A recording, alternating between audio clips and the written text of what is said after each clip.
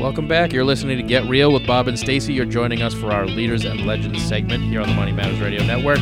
We have a very special guest calling in today, Becky Blanton, head speaker and author of The Homeless Entrepreneur. Welcome to the show, Becky. Hi, thanks, Bob, Stacy. Glad to be here. So I want to give everybody some background on Becky. She is a ghostwriter. She writes and edits books for Fortune 500 companies, CEOs and business leaders from a variety of industries. She also writes for Homes.com with more than 3 million views a month. In 2006, Becky became homeless for more than a year after deciding to quit her job to travel around the USA. 3 years after that, she was speaking about her experience at TED Global, the Super Bowl of TED Talks in Oxford, England. She recently published The Homeless Entrepreneur, a book for the homeless or anyone with little to no money but has a desire to start their own business. And she's working on a workbook to accompany it and is in the process of creating 10-week workshops for the homeless entrepreneurs who are ready and willing to become a businessman or woman. So this is pretty interesting. Tell us a little bit about your journey and how you became homeless. Well, my father died in February 2006, and I have an essay about him in Tim Russert's book, Wisdom of Our Fathers. Mm-hmm. And so he died, and one of the things with my father was his regret was not traveling. He worked right up till the end and died of brain cancer. Wow. So I bought a van and took to the road, hoping to avoid that regret in my own life and kind of fulfill his dream to travel. And when my freelance job failed, I ended up not able to find affordable housing and started living in my van.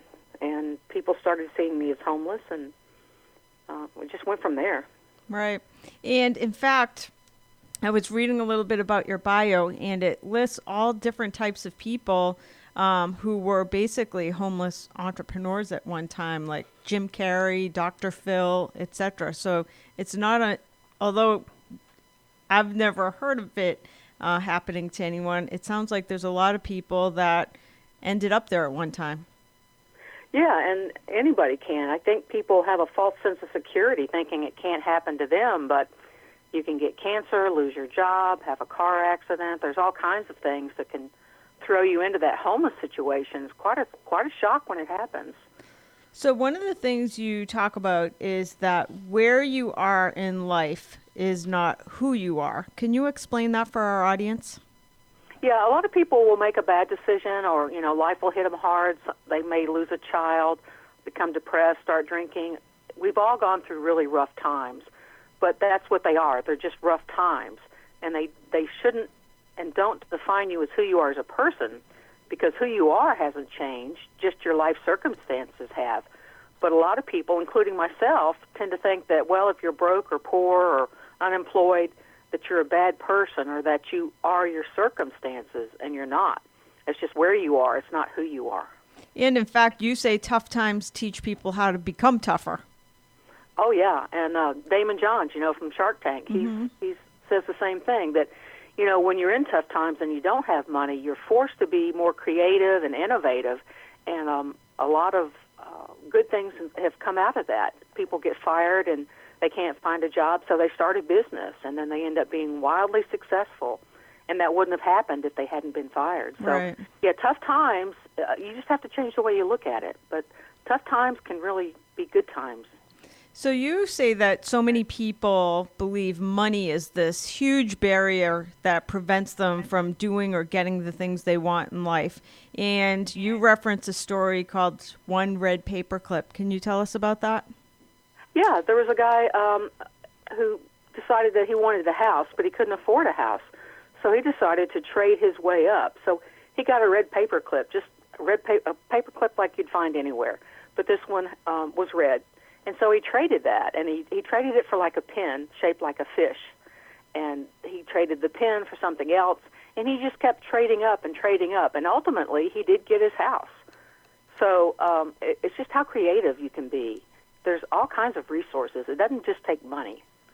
There are other ways to do things. So do you think today that there's still people that are homeless, currently homeless, that are entrepreneurs? Oh, yeah. I know some definitely.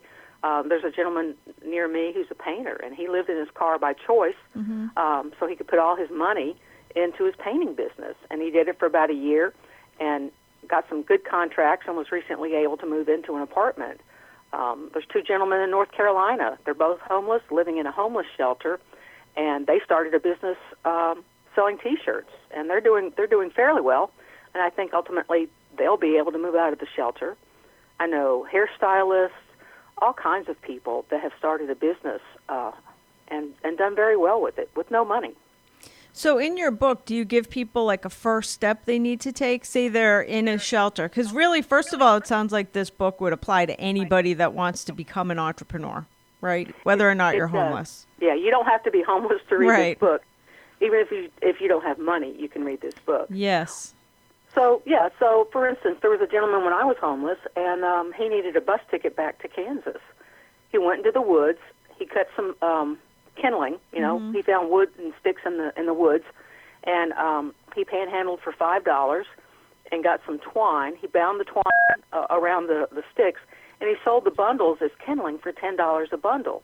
And he sold out in a few hours, and he made, almost $400, which was enough to get his bus ticket, the hotel, and food, Wow. And, he didn't have any money, but he knew what people wanted. It was Denver. It was October. It was cold, and people were buying the big lumber that you can get in the store. Well, you have to have something to start that. And he had a sign out, and he said, I'm homeless. I'm not asking for a handout, but a hand up. So he appealed to people's desire to help without just giving him money. And I think that was the key. But I see people, selling bottled water, at intersections. So instead of asking for money when somebody pulls up to a red light, they're like, bottled water, $2 a bottle. And they have a sign, I'm homeless, don't want a handout, just, a hand up. And people give them $5 and say, keep the change. Yes. So, yeah, it's all in your attitude. How much do you respect yourself, and how willing are you to work for it? And how do you, just having been in a situation like that, how do you, get past hopelessness? That's the hard part. I mean, I got past it because I have a personal faith. So a lot of people do or don't have a faith in God, or just even a faith in a higher power, just faith in society. But something, you've got to believe that there's something out there that cares about you and that's going to step in and make a change. And that's individual for everybody. I don't want to push one thing on anyone, but you've just got to believe. You got to find something to believe in. Wow, so that's just hope itself. Yeah. So who is the audience for your books now? Is it homeless people that are reading the book? Homeless people are reading it, but it's actually like organizations, churches, groups, volunteers. They see the book or they hear about it, and they'll buy 5 or 10 books and then hand them out to the homeless. That's how I ended up working with this homeless class. One of the shelters here in Charlottesville, Virginia, saw the book. Somebody had given them a copy, and it was in the, in the break room or whatever. And they said, "Well, can you donate some?" And I said, "Sure, if you can show me what you're going to do with it." And then that turned into, well, let's hold a 10-week class, free, for 4 to 8 homeless people. Let's have business people in the community work with them, go through the book, and see if we can find an idea that they can start their own business with. So, we're going to do that this fall, and I think it's a tremendous opportunity. Right. Because do you think, we talked about the Dr. Phil's, and I think Tony Robbins was... Tony Robbins was too? Yeah, Tony Robbins. I remember when I had seen him in one of his programs, he had been homeless. The singer Jewel, Jim Carrey, that says David Letterman. Do you think that maybe at sometimes people like yourself and some of these people we've talked about, that you get to a point where you look at it that the fact that you were homeless at one point actually later in life becomes your competitive advantage? Oh, definitely. Susie Orman, she lived in a van and worked as a waitress. And now look at her. She's, multimillionaire, if not a billionaire. Right. She works with Oprah. If you read any biography or autobiography of any great person, Lee Iacocca, all of them, they all came from really poor, beginnings. And And while some of the books will say it and some won't, that whole rags to riches thing is very pervasive in America. That's why we love America, because you can come here with, like Arnold Schwarzenegger came here with $4 in his pocket and became a film star and a multimillionaire. And so the only thing that really stops you is yourself. And that's the exciting thing about this book and about the country, is that, you can be what you want to be, but it's going to take some hard work. Yep. And in fact, I would even argue that it's easier in this day and age because we have like those crowdfunding sites like Kickstarter and Indiegogo. Like there are ways to potentially raise money without even having any type of like regular banking or bank behind you. Right. The internet definitely makes it easier than it used to be. Definitely. Yeah. So, I mean, you can buy my book, or you can just get online. You don't even have to buy my book. You can get online and just Google how to start a business with no money. And there's just thousands of examples. You can go to SCORE, and I think most communities have a SCORE office, or you can go to score.org, and they have free classes. They have free books, materials. They'll hook you up with somebody who's usually a retired business person to help mentor you and teach you. So the opportunity's out there. The only thing that stops people is they don't believe they can do it, or they listen to friends and family who tell them they can't do it, and they just don't try. But that's the only job security you're ever really going to have, is owning your own business. Right. It's very true. So what do you plan to do now that the book is out? Well, I'm working on a workbook to go with the workshop they're going to have. And my mother died in February, and her one regret was that she never sailed the Tom Bigby Waterway.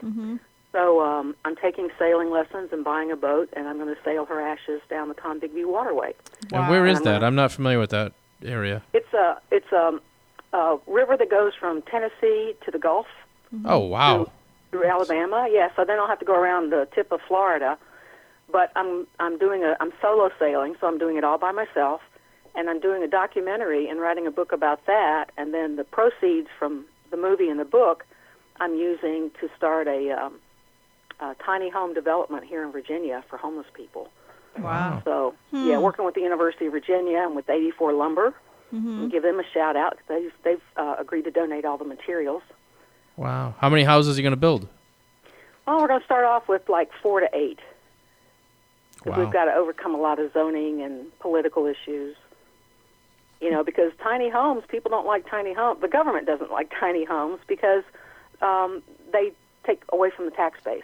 Gotcha. Right. Because you get taxed on the square footage, and there's not a lot of square footage in a tiny home. So, right. Yeah. Wow, so you're using your free time to change the world. Not a bad use of time. No, it's not. Well, one person at a time. I think if I can build a model and I can convince people that they can start a business, and I can, convince communities that tiny homes and developments give people affordable housing, then I think that'll change the homeless issue. And if it just creates a model that other communities can use, then it's been a success. So do you have any homeless people that you've personally coached? Any success stories?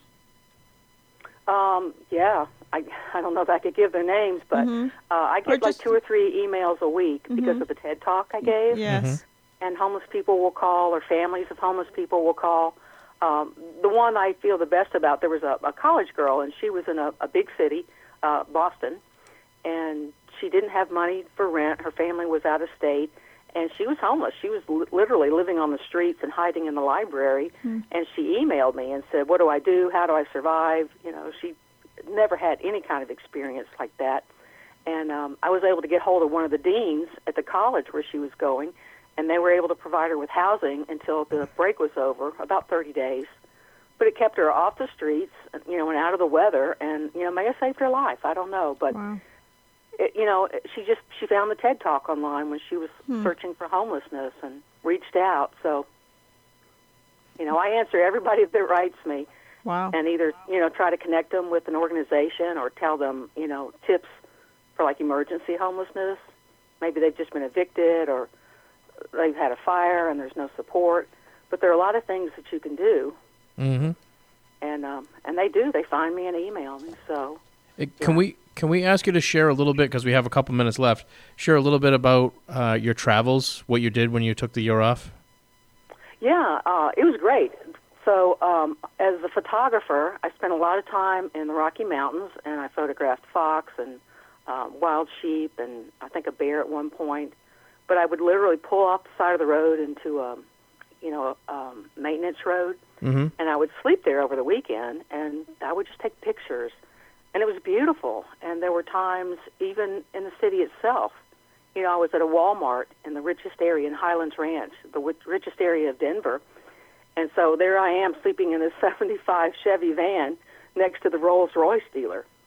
But it kind of, it really changes the way you see the world. Right. And it makes you realize, that there's incredible opportunity and there's incredible devastation and sadness, too. So wow. It really was life-changing. But also, I think what you've learned from both your parents is that if you want something in life, go after it. Don't wait until it's too late. Yeah, and too many people wait. They say, I'll wait until I've got more money or I'm more stable. But you don't have that time. There's no guarantee. And there's never going to be a perfect time. You just have to do it and then, make adjustments as you go. It's like with sailing. I'm learning with sailing that you tack and you have to deal moment by moment with the wind and the waves and the water and the weather. And there's no guarantee. And that's the exciting part, because you find out what you're capable of. And that, to me, is the most exciting thing, is self-discovery. Wow. Great. Awesome stories. And I'm definitely going to read the book, because I think it's something that any entrepreneur can probably pick up some tips on building a business. Yeah, and like I say, I hope people will, there's sample chapters you can download at the link I sent you. Okay. And even if you don't buy the book, at least get online and just look at what starting a business can do. It can free you up. It can bring you more money. It can give you more time with your children. It can really bring about the things in life that matter. And it's not money. Money helps, but it's relationships that really matter. Right. And that's True. what I'm trying to push. Awesome. Excellent. This is Becky Blanton, the homeless entrepreneur, and you can check out her book on Amazon.com. Great. Thanks for being on the show with us, Becky. That's going to do it for this edition of Leaders and Legends and for our show, Get Real. Tune in again. Join us next weekend. Thank you.